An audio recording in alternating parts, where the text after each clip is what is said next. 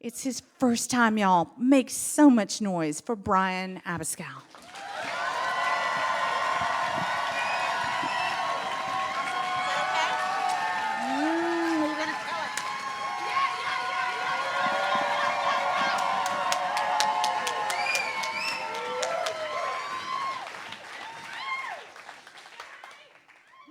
So, I'm tied to this wooden X-shaped cross in the basement dungeon of a Victorian house in the Castro.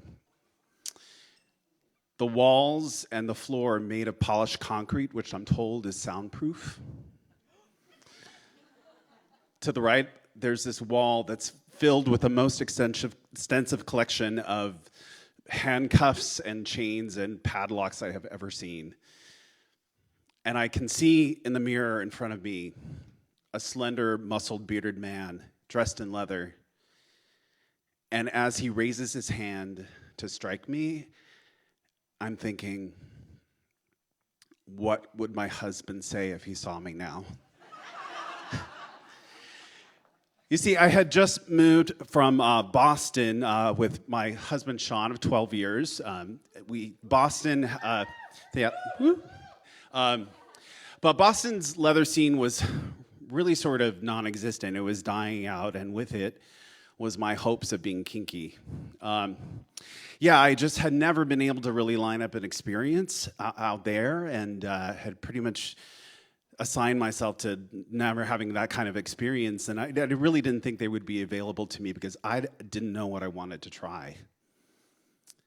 But here we were in San Francisco that has such a vibrant kink scene. It's just like everywhere, it's pervasive, and I can see it everywhere, but I don't know how to access it, right? So my first kink experience actually kind of happened by accident. My husband Sean and I, we went to this bear dance night in a club in Soma. And as we typically do, we spent about the first 30 minutes with each other, saying hi to friends and catching up with them. And then because we're open and he's attracted to different guys than I am, and different guys are attracted to the two of us, we let each other go off and have fun. And I meet Scott, who is this big, burly, muscle daddy bear who's got arms as big as my leg. And he's furry and with his chest and his belly, and he's got a white beard, and I connect with him really hard. And we make out for about an hour on the dance floor, and then he says, I gotta pee, and I had to pee too, so like any self-respecting gay men, we go into the same stall together. And I'm about to take a piss, and he looks down and he says, can I drink it? Sure. I mean, I guess, right? And the sensation of his mouth and tongue wrapped around my cock as I let that piss stream go was pretty sensational. And he got up to take a piss, and I said,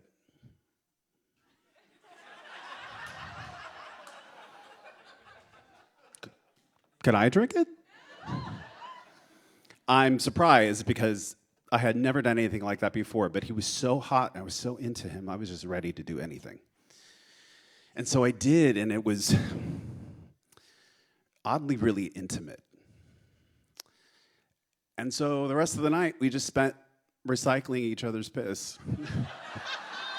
Didn't need to drink any water. No.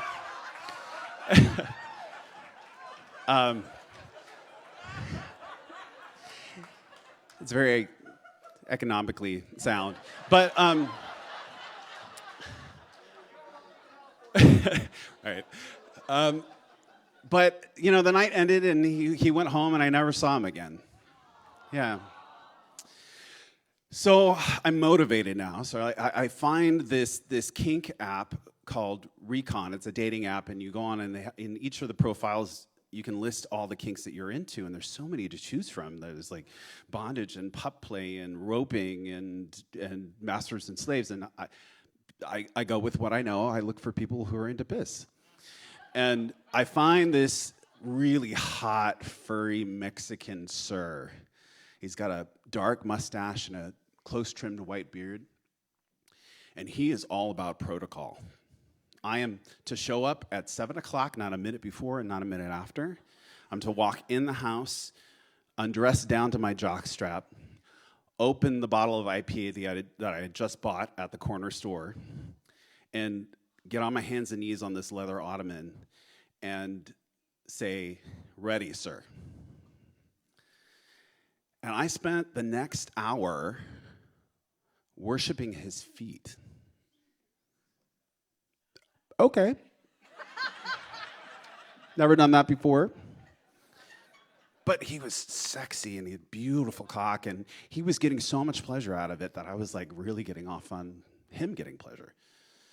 And the sex was incredible afterwards, but at the end of the night, he said, "Put on your clothes and go home."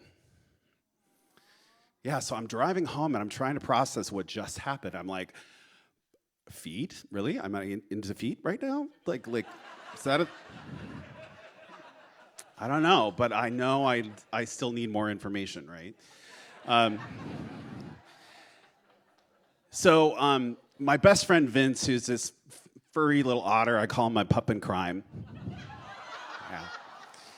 And he runs up to me, he shares the same desire to be kinky with, and he's like, "I found this great group. It's the Leatherman's discussion group. And they have a mentorship program where they pair you up with a leather daddy and takes you under your wing and he teaches you about kink." And I'm like, yes! This is exactly what I need, right? I need somebody to tell me what I'm into. I don't know, right?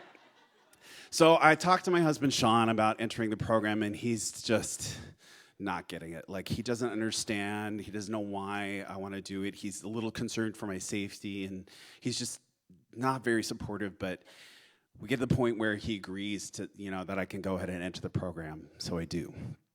And we go to our first meeting, and it's on flogging. And for those of you who don't know, a flogger is like a leather-wrapped handle with a bunch of leather straps on the end of it, and you use it to whack people's backs or butts or whatever you want. And we're sitting in the front row, and the two people that are speakers is one is this leader in the San Francisco kink community, Bob, interviewing a legendary flogger, Daddy Robert. And for those of you who don't know, Bob is sort of benevolent and wise and kind, and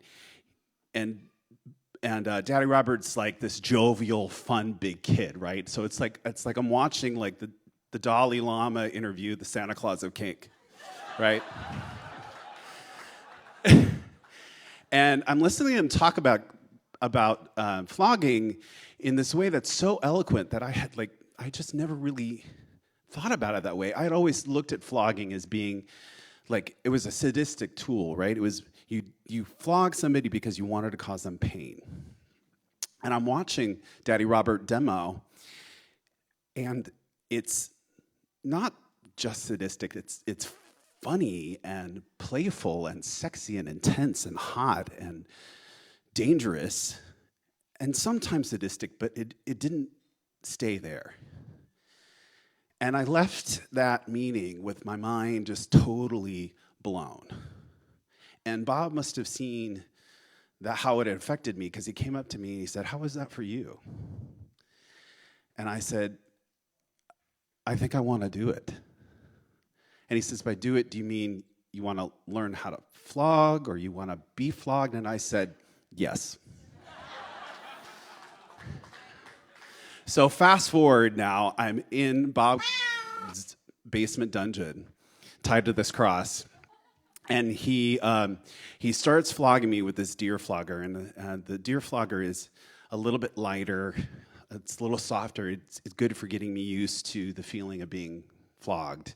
And the way that Bob flogs, it's like a roller coaster where there's one track and then there's a loop-de-loop on the end, but you don't go all the way to the loop-de-loop first. You kind of go up the track a little bit, and then you come back down, and then the next time you go up a little bit further, and then a little bit further, and each time you're brought past the edge of where you just were. And so he's got the deer flogger. He starts with that. He's warmed me up, and now he moves on to a cow hide flogger. And it's a little bit bigger, a little bit more thud. And he gets me up past the edge and then brings me back down again. And then he moves on to a buffalo flogger. And it's a little heavier, but it's still soft, but I'm getting this real big thud. And he's taking me right to the edge and past it again. And then he moves on to a bull flogger, which is heavy, hard leather, and there's so much sting and thud and everything. And I'm trying to take it because I think that's what I'm supposed to do, right? I'm supposed to take the pain.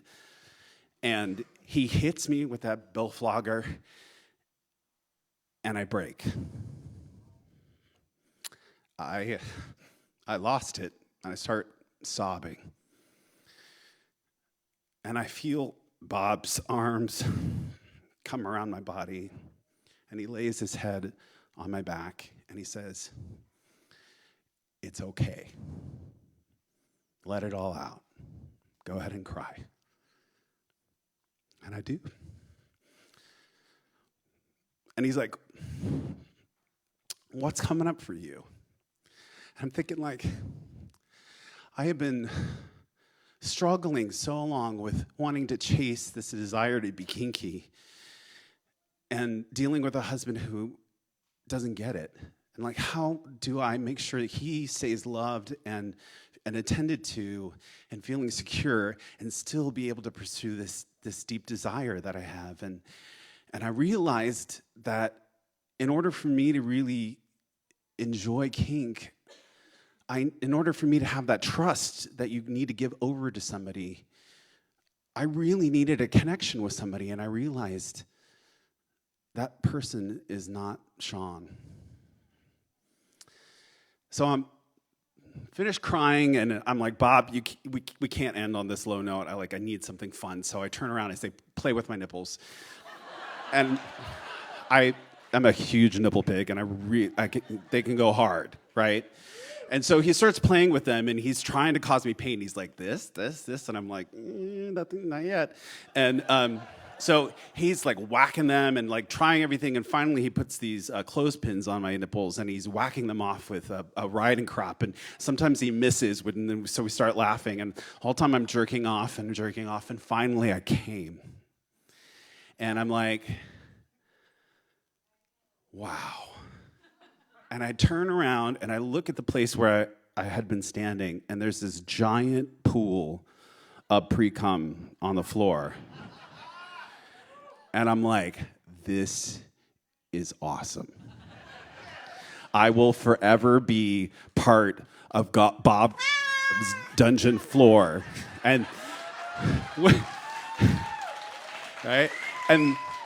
And the next sub that comes in, the spirits of sub past will waft up from the ground and bless them with a good experience. So things didn't work out with Sean, unfortunately, for a lot of reasons. But what that experience taught me was ask for what you want, even if it's help figuring out what that is. And it may surprise you, because what I discovered is my biggest kink was a connection. Thanks.